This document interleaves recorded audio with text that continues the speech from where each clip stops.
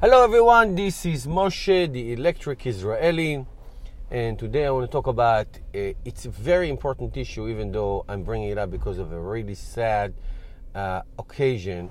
I'm sure you heard about the accident that took place between a self-driving Uber car doing testing. There was a woman was crossing the road, not on a marked crossroad, like an intersection when the white lines are, and she crossed in a place that is unmarked, and she was struck by the vehicle. From what I read, unless what I read was not correct, but from what I read, there was a backup driver. So in other words, I read that these tests that taking place in several states, Arizona for example, and other, the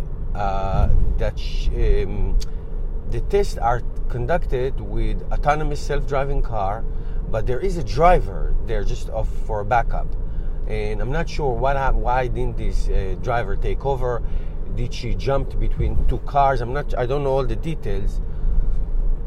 Did she jump between two cars? Either way, the system was supposed to pick it up, but what I'm interested in is, of course, beside this very tragic occasion, is what is this going to stop the development of self-driving cars? So as of now, all tests are suspended. They were supposed to start in California, I believe, but they're all suspended for now. Now, Uber is not the only one who is doing self-driving tests. The Google cars, and of course Tesla with the autopilot, but it's not self-driving, but it's not autonomous driving. It's not autonomous driving, but that's where it's heading towards. That's the point. That's where this phenomenon is headed towards.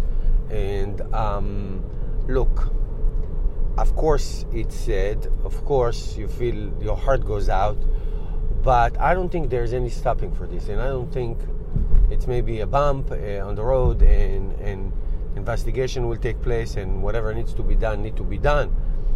But autonomous cars is what's going to happen eventually. It's what's going to happen. I believe that in our lifetime, and it's not, in my opinion, not far distance from now, you will not be able to obtain a driver's license. In other words, human beings will not be allowed to drive, because autonomous cars will be the way to go. Now, I cannot imagine the economic consequences for that, for people who make a living driving. But I think that's where this is headed. Again, good or bad, it doesn't matter. Listen, hey, let me give you a random example. Toys R Us is just closed. We grew up on Toys R Us. Been around for 7 years. And Amazon, ordering online, kids don't buy so many toys anymore. They play on the iPad or whatever. So whether it's good or bad, that's another debate. So whether autonomous car or is it good or bad? What I can tell you, it will definitely be safer. Okay, autonomous driving cars do not get drunk. They do not drink and drive. They do not get tired. They do not all these things that human element causes. When you fly in an airplane, most of the time it flies by itself. It can actually land itself also. So the technology exists. That's not the news. But the issue is what will be the delayed because of these incidences, because they are going to happen until the development of the autonomous software is going to be complete and safe to go. Obviously none of us have been around when there was a transition between a horse and buggy to the cars. I'm sure there were a lot of accidents, but it took place, and you don't see horses driving people around, except when you go to New York City and want to take a ride in Manhattan. So it is sad. It is absolutely sad. But what do you think?